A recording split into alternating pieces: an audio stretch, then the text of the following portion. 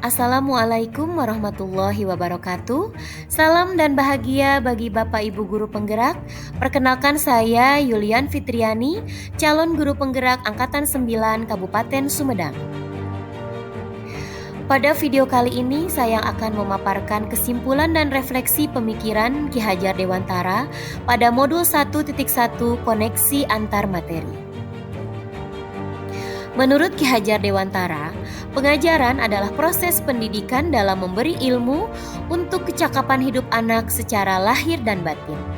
Sedangkan pendidikan pada hakikatnya adalah menuntun atau memberi tuntunan terhadap segala kekuatan kode yang dimiliki anak agar ia mencapai keselamatan dan kebahagiaan setinggi-tingginya, baik sebagai manusia maupun sebagai anggota masyarakat. Pengajaran merupakan bagian dari pendidikan. Maka dari itu, pengajaran tidak bisa dipisahkan dari pendidikan.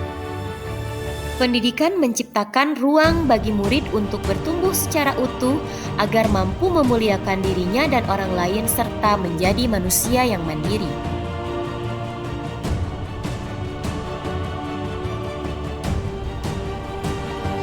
Sebelum mempelajari modul 1.1, pembelajaran yang saya lakukan, saya hanya mentransfer materi pelajaran saja. Saya menganggap ketuntasan dalam penyampaian materi lebih penting daripada memahami karakteristik murid. Biasanya, saya hanya melihat nilai murid hanya dari aspek kognitif saja.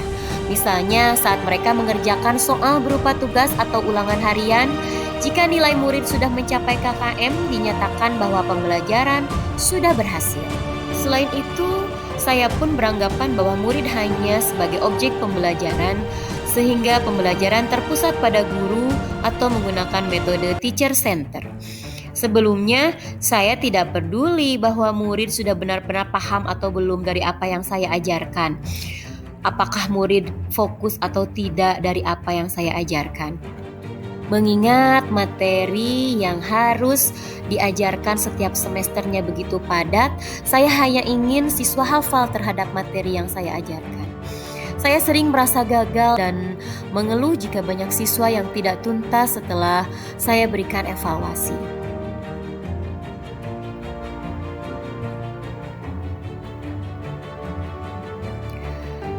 Setelah mempelajari modul 1.1 tentang pemikiran Ki Hajar Dewantara, saya menyadari apa yang saya pikirkan dan apa yang saya lakukan selama ini ternyata belumlah tepat.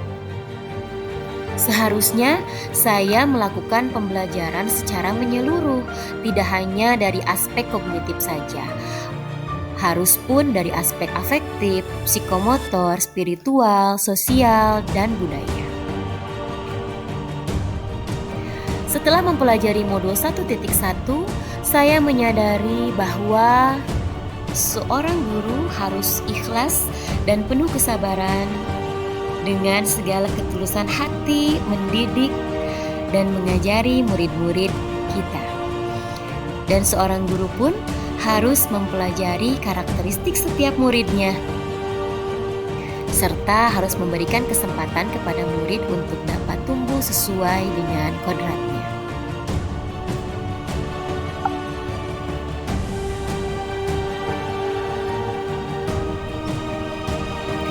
Yang dapat segera saya terapkan dalam pembelajaran di kelas sesuai dengan modul 1.1, yaitu saya merancang pembelajaran yang interaktif dan menyenangkan dengan melibatkan murid sesuai dengan metode student center, lalu menerapkan pembelajaran abad 21, yaitu tentang berpikir kritis, kreatif, komunikasi, dan kolaborasi.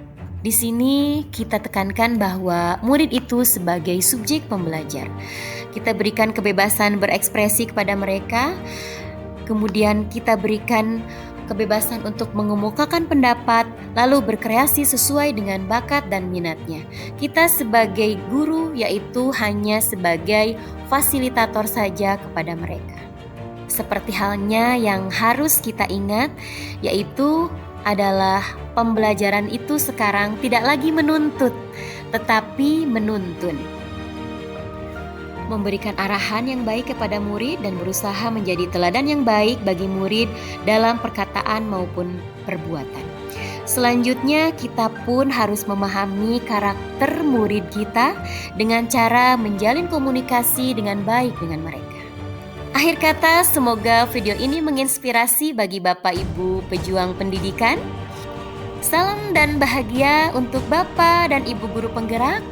Hatur nuhun. Wassalamualaikum warahmatullahi wabarakatuh.